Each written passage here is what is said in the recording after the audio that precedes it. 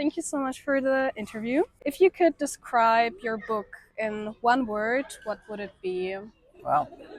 Um, Human? Why did you choose to first write poetry? Poetry was the cheapest form of therapy. And a poem, in my opinion, you can write 2 sentences and call it a poem, and you feel good about yourself because you finished something.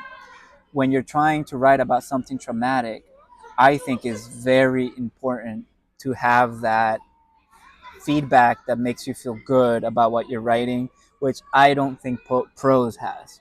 Prose just feels like you're climbing a big mountain and you don't ever know that you're gonna get to the top.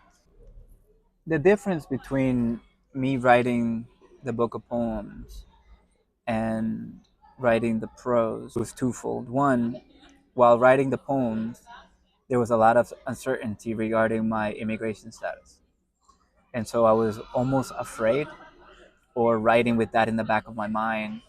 I had an immigration status that I have to renew every year. So every year is like, is the president gonna reapprove this thing? And so I think that really affected how much I could write. With the green card, it gave me the peace of mind in which I could sit down and have time to write.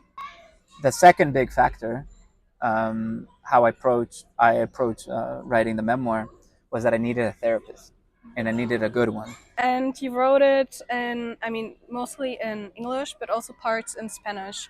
And I was wondering if who you had back in your mind while writing the book.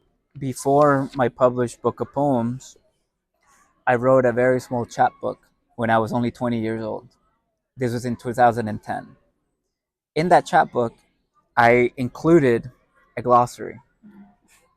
And I thought that it was necessary for me to include a glossary because, in hindsight, I didn't know that I was doing this, but I was envisioning a white American reader, which isn't what you should do. But at the time that I wrote this, I tried my hardest to envision a kid like not only like me, but me. I knew that it was important to include Salvadoran slang, particular Salvadoran slang, because it's something that I yearned for.